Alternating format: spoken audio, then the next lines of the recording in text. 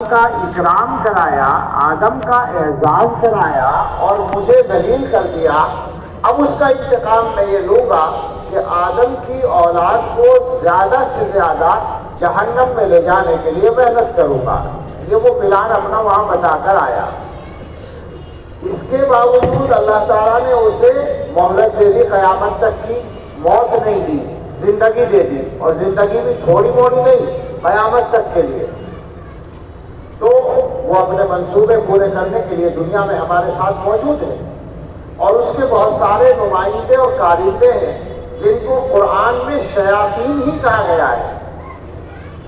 آپ قرآن پڑھیں تو آپ کو پتہ چلے گا کہ شیطان دو طرح کے ہیں، ایک شیطان کی برادری کے اور ایک ہماری برادری کے، یعنی انسان اور جنات۔ وَكَذَلِكَ جَعَلْنَا لِكُلِّ نَبِيٍّ عَدُوًّا شَيَاطِينَ الْإِنسِ وَالْجِنِّ۔ ہم نے اسی طرح ہر نبی کے کچھ دشمن بنائے ہیں جو شیاطین ہیں، انسانوں میں سے اور جنات میں سے۔ تو دونوں طرح کے شیاطین کام کرتے ہیں۔ ہماری جو اصل منزل ہے جنت میں جانا، اللہ کو راضی کرنا، دنیا سے اپنا ایمان صحیح سلامت لے جانا، اس منزل کے راستے میں رکاوٹیں کھڑی کرنے کے لیے دنیا کے سارے شیطان مل کر کام کرتے ہیں۔ اگرچہ دنیا میں ان کو شیطان نہیں کہا جاتا، مگر جو کام وہ کرتے ہیں وہ سارے اسی مشن کے مطابق ہیں، اور وہ ان کاموں کو ہماری خیر خواہی کے نام پر عام طور سے کرتے ہیں۔ اگر میں آپ کے سامنے مختصر سا خلاصہ کروں، کیونکہ مجھے بہت لمبی بات کرنے کا موقع بھی اور ہمت بھی نہیں ہے، مختصراً کچھ اشارے کرنے ہیں، تو یوں کہا جا سکتا ہے کہ آج کے زمانے میں ان شیطانی نمائندوں کا ہمارے اصل مقصد سے ہٹانے کے لیے جو پلان ہے وہ دو تین باتیں ہیں۔ پہلا کام تو ان کا یہ ہے، جو سب سے بڑا کام ہے یا سب سے خطرناک کام ہے، وہ ہے دین کے بارے میں، ایمان کے بارے میں، دین کی تفصیلات کے بارے میں ہمارے یقین کو کمزور کرنا اور ہمیں شک میں مبتلا کرنا۔ یہ پہلا کام ہے۔ اگر ہم اس پر تھوڑی سی بات کریں تو آپ سمجھ لیں، آپ کو یہاں بہت بڑی تعداد میں ایسے لوگ ہوں گے جو یونیورسٹی کے، کالج کے پڑھے ہوئے ہوں گے، ان کو اندازہ ہوگا۔ اور علی گڑھ مسلم یونیورسٹی تو ایک الگ انداز کی ہے، دنیا کی اور یونیورسٹیز کے حالات ان کو معلوم ہوں گے، تو ان کو پتہ ہوگا کہ آج تعلیم گاہوں میں، ہماری اصلی تعلیم گاہوں میں جو اعلیٰ تعلیم کے شعبے ہیں، ڈگری والے جو ڈپارٹمنٹ ہیں، ان میں جو پڑھانے والے ہیں، جو پروفیسر ہیں، وہ مذہب کے اعتبار سے کیا ہے؟ بس منظر نہیں کہہ رہا میں، بیک گراؤنڈ نہیں کہہ رہا میں، بیک گراؤنڈ میں کوئی ہندو ہے، کوئی مسلمان ہے، کوئی عیسائی ہے، کوئی سکھ ہے، مگر وہاں پہنچنے کے بعد آدھے سے زیادہ وہ ایتھسٹ ہیں، ملحد ہیں، مذہب کے منکر ہیں، خدا کے منکر ہیں، اور ان کا یہ مزاج اسٹوڈنٹس میں منتقل ہو رہا ہے۔ لہذا خاصی بڑی تعداد ہے جو آج اللہ کے بارے میں شک اپنے دل میں لیے بیٹھی ہے۔ ان کو بتایا جاتا ہے کہ صاحب تم اللہ کو مانتے ہو کہ ہم مانتے ہیں، کبھی دیکھا ہے اللہ کو جو مانتے ہو؟ پر وہیں آدمی سوچنے لگتا ہے کہ واقعی دیکھا تو نہیں ہے، جب دیکھا نہیں تو کیسے مانتے ہو؟ یہ ایتھیزم کا بنیادی اصول ہے، الحاد کا، ملحدوں کا پہلا اصول ہے کہ وہ آدمی کو یہ سبق پڑھاتے ہیں کہ جو بات سمجھ میں نہ آئے اس کو ماننا نہیں ہے، اور یہیں سے گڑبڑ ہوتی ہے۔ بہت آسان بات ہے، کسی سے کوئی پوچھے کہ تمہارے دماغ میں عقل ہے، ماشاءاللہ عقل تو ہر آدمی کی سب سے زیادہ ہے۔ لوگوں نے کہا ہے کہ ہر آدمی اپنی عقل کو اور دوسرے کے مال کو زیادہ سمجھتا ہے۔ عقل تو میرے پاس زیادہ ہے، پیسہ اس کے پاس ہے، اس نے چھپا رکھا ہے۔ یہ عام تصور ہوتا ہے کہ یہ اس کے پاس پیسہ ہے، بتاتا نہیں ہے۔ اپنی عقل کو دوسرے کے مال کو زیادہ سمجھتا ہے آج۔ اب اس عقل مند سے کوئی پوچھے کہ تم نے اپنی عقل کو دیکھا ہے؟ ایسا تو نہیں ہے، پھر مانتے کیسے ہو؟ یہی مسئلہ حل ہو جاتا ہے نا آسانی کے ساتھ، مگر یہیں سے گمراہ کرتے ہیں وہ، اور وہ یہی سمجھاتے ہیں کہ جو بات عقل میں نہ آئے اس کو نہ مانو۔ آپ اگر تفصیل میں جائیں گے، موقع ہو تو کبھی بتائیں گے کہ بہت ساری گمراہیوں کی بنیاد یہی بات بنتی ہے۔ میں اس کو ذرا سا اور کھولنا چاہتا ہوں۔ ہمارے بزرگوں نے، حضرت مولانا محمد قاسم صاحب نانوتوی رحمۃ اللہ علیہ اور ان سے پہلے کے بڑے علماء نے اس مضمون کو سمجھایا کہ یہ تمہارا سمجھنا کہ ہر بات میری عقل میں آنی چاہیے اور جو بات میری عقل میں نہ آئے میں اس کو نہ مانوں، یہ تمہارا سمجھنا بالکل غلط ہے۔ تم یہ بتاؤ کہ عقل کے علاوہ جو اور صلاحیتیں تمہیں دی گئی ہیں وہ ان کی کوئی لمٹ ہے، حد ہے یا نہیں؟ وہ محدود ہے یا لامحدود ہے؟ تمہارے ہاتھ میں پکڑنے کی طاقت ہے، وزن اٹھانے کی طاقت ہے، تو کتنا اٹھا لو گے؟ کہیں جا کر تو رکے گی نا وہ طاقت، 10 کلو 20 کلو 50 کلو۔ میں تو نہیں جانتا کہ ایک ہاتھ سے کوئی آدمی 1 کوئنٹل وزن اٹھا سکتا ہو، لیکن اگر اٹھا بھی لے تو آگے حد تو ہو گئی نا، وہاں پر کوئی حد ہے۔ تمہاری آنکھوں کا کام دیکھنا ہے تو کہاں تک تمہیں نظر آتا ہے؟ 10 کلومیٹر پر آنے والے آدمی کو کیا تم دیکھ کر پہچان لیتے ہو؟ نہیں پہچان پاتے۔ اس کا مطلب ہے کہ نگاہ کی ایک حد ہے۔ تمہارے کانوں کا کام سننا ہے، کتنی دور کی آواز سنتے ہو؟ ایک حد ہے، ہر چیز کی ایک حد ہے، تو عقل لامحدود کیسے ہو جائے گی؟ عقل کی بھی تو کوئی حد ہوگی، تمہیں تو محدود بنایا گیا ہے۔ کہیں نہ کہیں جا کر تمہیں ماننا پڑے گا، ماننے پر آنا پڑے گا، اس کے علاوہ چارہ ہی نہیں ہے۔ جگر نے کہا تھا معرفت جمال میں کام نہ آئے بالوں پر، عقل کہیں پہ گر پڑی چھوٹ گئی کہیں نظر۔ تو اب یہ شک پیدا کرنے کا سلسلہ ہے۔ دیکھیں کہ آپ کے ڈیبیٹس ہوتی ہیں، مذہب پر ڈیبیٹ ہوتی، یوٹیوب پر جائیے آپ کو ہر جگہ کی ڈیبیٹ مل جائے گی۔ کس مذہب پر ہوتی ہے؟ فقط اسلام پر۔ دوسرے مذاہب کو موضوع بحث نہیں بنایا جاتا کیونکہ ان کے ہاتھ میں ہے، میڈیا ان کے ہاتھ میں ہے، لہذا وہ ہمارے مذہب کو موضوع بحث بناتے ہیں۔ ہمارے مذہب کا حصہ یہ ہے کہ اس مذہب کو اللہ تعالیٰ نے یہ فیصلہ کر کے بھیجا ہے کہ یہ سارے مذہبوں پر غالب رہے گا، لہذا اگر اس مذہب کی ترجمانی کرنے والا کوئی آدمی صحیح ہوتا ہے تو یہ مذہب ہمیشہ اوپر رہتا ہے، یہ پکا ہے، اس میں کوئی گنجائش شک کی نہیں ہے۔ دنیا کا کوئی ایک واقعہ ایسا پیش نہیں کیا جا سکتا کہ اسلام کو شکست کا منہ دیکھنا پڑا ہو۔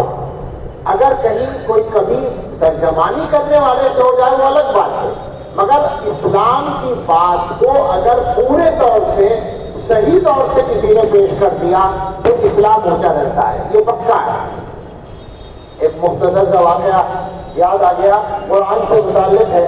ہمارے شیخ جو ہے حضرت مولانا پیر ذوالفقار احمد صاحب نقشبندی دعوت برکاتہ، امریکہ میں ایک زمانے میں ان کا قیام تھا۔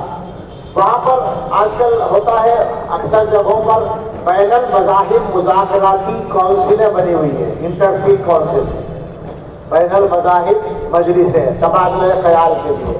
خامخواہ کا ایک کویشن ہے آج کل کا، اپنے اپنے مذہب کی باتیں پیش کرتے ہیں، سب کا مقصد اپنی بات پیش کرنا ہوتا ہے، حق تک پہنچنا تو ہوتا نہیں۔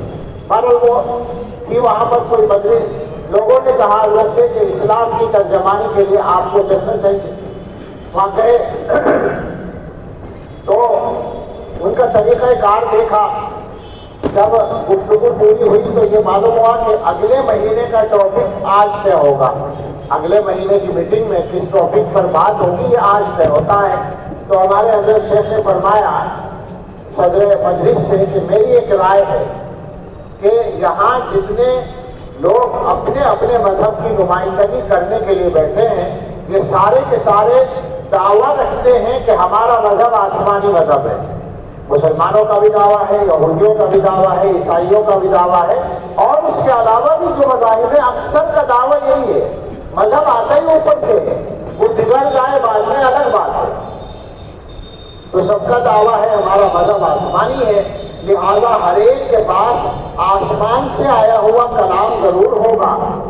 تو اگلے مہینے جب ہم بیٹھ کر بات کریں تو ہمارا خیال یہ ہے کہ کوئی بھی آدمی اپنے الفاظ میں بات نہ کرے بلکہ ورڈ آف گاڈ پیش کرے، اللہ کے الفاظ پیش کرے، جس کے پاس سے مذہب آیا کہ لگا یہ تو بہت اچھی رائے ہے، سمجھ میں آ گئی، بات طے ہو گیا۔ اگلا مہینہ آیا، مجلس شروع ہوئی تو اس مجلس کے صدر نے حضرت سے کہا کہ آپ ہی شروع کریں چونکہ آپ نے وہ رائے کی تھی۔ حضرت نے سورہ فاتحہ پڑھی، اس کا ترجمہ کیا، تفسیر کی۔ ظاہر ہے کہ سورہ فاتحہ میں پورے قرآن کا ایک طرح سے خلاصہ آ جاتا ہے، وہ بیان ہو گیا۔ اس کے بعد نمبر آیا عیسائیوں کے پادری کا، اس نے بائبل کا کچھ حصہ پڑھنا شروع کیا۔ وہ اس میں کوئی چیپٹر ہے جس کو پہاڑی آواز کہتے ہیں، وہ ہماری سورہ فاتحہ کی طرح کہتے ہیں وہ لوگ، تو وہ پڑھنا شروع کیا۔ تھوڑا پڑھا تو حضرت نے ہاتھ اٹھا کر کہا صدر صاحب سے کہ مجھے کچھ کہنا ہے۔ کہا کیا کہنا ہے؟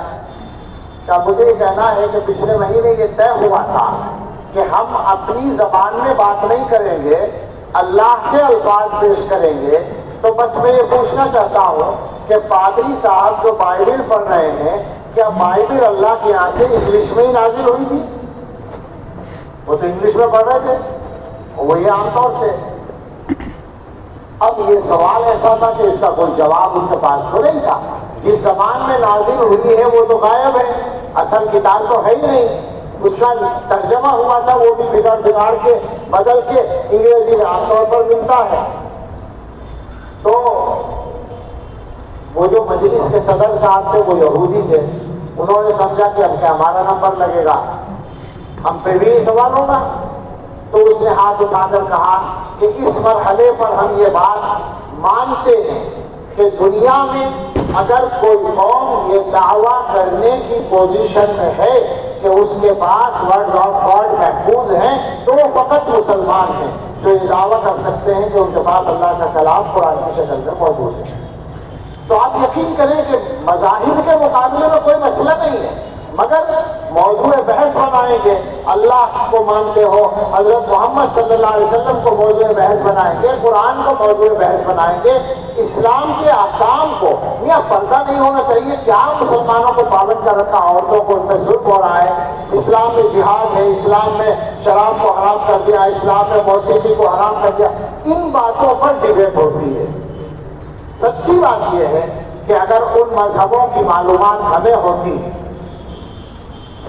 ایک بڑی خراب سی مثال ذہن میں آ رہی ہے۔ ایک آدمی نے ایک بڑے آدمی کو برا کہا اور اس کے باپ کو گالی دی۔ انہوں نے جواب میں کہا کہ اگر میں تیرے باپ کو جانتا ہوتا تو میں بھی گالی دیتا۔ کیسی گالی ہوئی؟ زیادہ خطرناک گالی ہو گئی، یعنی تیرے باپ کا تو پتہ ہی نہیں۔ تو ہم اگر ان کے مذہبوں کو جانتے ہوتے تو ہم بھی کچھ کہنے کا موقع رکھتے، اور یقین کے ساتھ ہم دعویٰ کر سکتے ہیں کہ منہ چھپانے کو ان کو جگہ نہ ملتی، سچی بات ہے۔ لیکن ہمیں تو اپنے مذہب کا پتہ نہیں، ان سے کیا بات کریں۔ ہماری کمی یہ ہے کہ ہمیں اپنے مذہب کی خبر نہیں ہے، ان کی باتوں سے ہم اپنے مذہب کے بارے میں شک میں مبتلا ہو جاتے ہیں۔ یہ ایک میدان ہے ان کی محنت کا۔ ظاہر ہے کہ میرے پاس تفصیلات میں جانے کا موقع نہیں، مگر میرا خیال ہے کہ میں اپنی بات پہنچا سکا ہوں مختصروں کی، کہ ایک میدان تو یہ ہے کہ وہ دلوں کے اندر شک پیدا کرنے کے لیے محنت کرتے ہیں، اور یہ دنیا میں عام ہے، ہر زبان میں ہوتا ہے، ہر جگہ ہوتا ہے۔ اور آج کی صورتحال یہ ہے کہ میں اپنے تجربے کی روشنی میں اگر آپ سے کہوں، میں پورے ملک میں گھومتا ہوں اور ہر طرح کے لوگوں سے ملتا ہوں اور مجموعوں میں بات کرتا ہوں، انفرادی بات کرتا ہوں، اس مجمع میں بہت سارے جوان مل جائیں گے جن کے ذہن شک میں مبتلا ہوں گے۔ میرا دعویٰ ہے، آپ تلاش کر لیں، مل جائیں گے، پکی بات ہے۔ میں نے 25 آدمیوں میں بیان کیا، چھوٹی سی مسجد میں 2 لڑکے کھڑے ہو گئے، دعا کے بعد کہ اس موضوع میں آپ سے بات کرنی ہے، اللہ کے بارے میں۔ قدم قدم پہ یہ مصیبت کھڑی ہوئی ہے گھروں کے اندر۔ میں کہہ دیا کرتا ہوں، میں تو یہاں پہلی بار آیا ہوں، ماشاءاللہ دیکھ کے خوشی ہو رہی، دیکھ بھی نہیں پایا اپنی مسجد کو، وہ یہاں کا ماحول مجھے نہیں معلوم، لیکن کیا کریں، سارے ملک کا ماحول تو ایک ہی جیسا ہے، کوئی غرض نہیں ہے۔ اب تو علماء کے گھروں میں جناب عالی تبلیغ جماعت کے امیروں کے گھروں میں، پیروں کے گھروں میں مل جائیں گے آپ کو وہ بچے جن کے دلوں میں شک پیدا ہو چکا ہے. میں مذاق نہیں کر رہا ہوں، مجھے معلوم ہے، اور میں کسی کا مذاق کیا ہوا ہوں، میں تو مولوی ہوں، میں تو پیر ہوں، میں تو ساری چیزوں سے میرا تعلق ہے، مجھے کیا مشکل ہے کہنا. وہ جو سچائی ہے وہ کہنے ہے. حالات اچھے نہیں ہیں، ایمان خطرے میں پڑے ہوئے ہیں. یہ ایک میدان ہے، اور اس میدان میں وہ تعلیم کا بھی استعمال کرتے ہیں اور سوشل میڈیا کا بھی استعمال کرتے ہیں. تعلیم کا مطلب وہی ان کی جو تعلیم گاہیں ہیں. آپ اگر دنیا میں اب تو ماشاءاللہ کا لفظ تو غلط ہو گیا، طنز کے طور پر ہے، ہماری حکومت نے، ہمارے برادران وطن نے بھی عیسائیوں سے یہ فن سیکھ لیا. تم لوگ غور سے سننا، اگر غلط ہو تو بتانا. عیسائی جانتے تھے یہ فن کہ تعلیم کے راستے سے اپنا مذہب کیسے پھیلایا جاتا ہے. وہ پھیلا رہے ہیں سینکڑوں سال سے. عیسائیوں کے جتنے اسکول ہیں وہ تعلیمی مشن نمبر 2 پر ہے، تبلیغی مشن نمبر 1 پر ہے. آپ یاد رکھیں. میں ایسے اسکولوں کو جانتا ہوں عیسائیوں کے جن میں 6-7 ہزار بچے پڑھتے ہیں اور ان کے ایک حصے میں مذہب بدلنے والوں کے لیے انتظام ہے. وہ تبلیغی مشن ہے ان کے، وہ اپنے مذہب کو پھیلانے کے لیے استعمال کرتے ہیں. ہماری حکومت نے بھی سیکھ لیا تو اب جو پالیسی بنی ہے، نیو ایجوکیشن پالیسی، جن لوگوں نے پڑھی ہے وہ دیکھ لیں. میری یہ بات آج کل بہت لوگ جانتے ہیں. میں کہتا ہوں کہ اگر وہ پالیسی جو مزاج دے رہی ہے اسکولوں کو، تعلیم کو، سلیبس کو، نصاب کو، وہ جو مزاج دینے جا رہی ہے، اگر وہ مزاج عام ہو گیا. مزاج کیا ہے؟ وہ بچوں کو اخلاقیات، اچھی باتیں سکھانے کے لیے بھی ہندو مذہب کی تعلیمات پیش کی جا رہی ہیں. یقیناً ہندو مذہب میں اچھی باتیں ہیں، بلا شبہ ہے، مگر ان اچھی باتوں کے ساتھ کیا شرک لپٹا ہوا نہیں ہے؟ میں یہ ڈرتا ہوں کہ وہ پالیسی اس مزاج کے مطابق اگر عمل میں آ گئی تو مسلمان اپنے بچوں کو اسکولوں میں بھیجنے پر تو مجبور ہوں گے، مگر روزانہ اسکول سے آنے کے بعد شاید یہ کہنا پڑے بچوں سے کہ بیٹے کلمہ پڑھ لو، تم اسکول سے آ رہے ہیں. یہ کوئی آسان نہیں ہے کہنا، مگر پالیسی کو دیکھ کر تو یہ سمجھ میں آ رہا ہے. اور یہ کوئی راز بھی نہیں ہے، اور یہ کوئی الزام بھی نہیں ہے. وہ تو فخر سے کر رہے ہیں یہ کام، وہ تو ہماری خیرخواہی کے نام پر کر رہے ہیں یہ کام. تو یہ ایک راستہ ہے، اور ایک میدان ہوتا ہے برائیوں کو پھیلانے کا. دنیا کے اندر آج کے زمانے میں سوشل میڈیا کے ذریعے، انٹرنیٹ کے ذریعے جس طرح سے برائی کو پھیلایا جاتا ہے، میں نہیں جانتا کہ دنیا کی حکومتوں کی پالیسی اس کے سلسلے میں کیا ہے. سچی بات یہ مجھے نہیں معلوم، مگر یہ میرے جیسے تھوڑی معلومات والے آدمی کو معلوم ہے کہ نیٹ پر لاکھوں سائٹس ہیں، لاکھوں کی تعداد میں سائٹس ہیں جو فوج فلمیں، گندی فلمیں اپلوڈ کرتی ہیں. تو کیا یہ باتیں حکومتوں کو نہیں معلوم، ذمہ داروں کو نہیں معلوم ہے؟ اور کیا ان کے پاس ان پر بیل لگانے کے کوئی راستے نہیں ہیں؟ مگر ان کو آزاد چھوڑا گیا ہے نا. اس کا مطلب کیا ہوا کہ وہ کام کر رہے ہیں اور آپ ان کو راستہ دے رہے ہیں. کیا سمجھا جائے کہ سب مل کر دنیا کے اندر شیطانی کاموں کو پھیلانے کے لیے کام کر رہے ہیں، ایک دوسرے کی مدد کر رہے ہیں، اور عام آدمی اس کا شکار ہو رہا ہے. آج صورتحال یہ ہے کہ پہلے تو ہم کہا کرتے تھے بچوں کو بری صحبت سے بچاؤ، گھر سے باہر مت نکلنے دو، بازاروں میں ہوٹلوں میں رات کو نہ جائیں، اگر کہیں بھیجو تو نیک لوگوں کے پاس بھیجو، ورنہ گھر میں رکھو. اب گھر میں رکھ کر بھی تو اعتماد نہیں رہا. وہ گھر میں بچے باہر جانا ہی نہیں چاہتے، وہ تو موبائل لے کے گھر میں پڑے، سیل فون لے کر وہ گھر میں ہیں اور ساری برائیاں گھر میں موجود ہیں. آسان نہیں رہا بچانا، تربیت کرنا بہت مشکل بنا دیا گیا. اب سوچیں آپ کہ ایک فوج فلم جو اپلوڈ کی گئی ہے اس کے بنانے کے لیے اور اس کی ایڈیٹنگ کے لیے اور اس کی اپلوڈنگ کے لیے، سب کاموں کے لیے 2-4 آدمیوں کی ضرورت تو پڑتی ہے نا. تو ہر ہر سائٹ میں 2 4 10 5 آدمی کام کر رہے ہیں اور لاکھوں سائٹ سے. اس کا مطلب یہ کہ دنیا کے 50 لاکھ آدمی اس گندگی میں اس کام میں لگے ہوئے ہیں اور اسی سے یہی ان کی روزی روٹی ہے, یہی ان کا روزگار ہے. اور سوچیں آپ, جتنا سوچیں گے حالات کو دیکھیں گے بہت برا حال نکلے گا. مجھ سے غلطی ہوئی, پہلے میں اگر کہتا آج پیاری چائے آتی تو ان 10 گلاسوں کے بڑے مقابلے میں آسان نہیں ہوتی. اب نہیں, اب تو میں ختم کرنے والا ہوں. تو یہ بھی لطیفہ ہی تھا بس. آپ جو ہے اب حالات کو اپنے دیکھیں, یہ ساری دنیا کر رہی ہے, شیاطین الانس والجن کر رہے ہیں. اس کے نتیجے میں ہمارا کیا حال ہے؟ ہمارا حال یہ ہے کہ اتنی بڑی تعداد میں تبلیغی جماعت کی محنت ہے, اتنی بڑی تعداد میں مدرسے اور مکتب چل رہے ہیں, اور بہت سے دین کے راستے اور ہیں, خانقاہیں چل رہی ہیں اور محنتیں ہو رہی ہیں, کتابیں لکھی جا رہی ہیں. اس سب کے بعد 10% مسلمان کی مسجد میں نہیں ہے. پابندی سے 500 نمازوں میں آنے والے مسلمان کتنے ہیں؟ 10 نہیں ہیں. 100 میں 10 مسلمان 5 وقت مسجد میں آنے والے نہیں ہیں. 90% مسلمان مسجد سے دور ہیں. 90% مسلمان قرآن پڑھے ہوئے نہیں ہیں. پکی بات ہے. اور جو 10% پڑھے ہوئے ہیں ان میں سے 90% اس قرآن کو سمجھتے نہیں ہیں, اور جو تھوڑے سے سمجھتے ہیں ان میں عمل کرنے والے کتنے ہیں. مصیبت ہے. سچائی کا جب جائزہ لیں گے آپ تو بہت مصیبت نکلے گی. اس کے علاوہ یہ تو دینی پہلو ہے, اور اسی سے جڑا ہوا دینی دنیاوی کا مجموعہ کہہ لیں. مسلمان اپنے روزگار کے سلسلے میں جہاں کھڑے ہوئے ہیں اس ملک میں وہ معلوم ہے. اس کے نتیجے میں آج کے ہندوستان میں علی گڑھ میں پہلی بار بول رہا ہوں مسجد جامع مسجد میں, اس لیے جہاں پہلی بار جاتا ہوں وہاں تو فرض کر رکھا ہے کہ وہ بات ضرور کروں, اور وہ ہے سودی قرضہ. اگر علی گڑھ میں نہ ہو تو مجھے خوش کر دیں.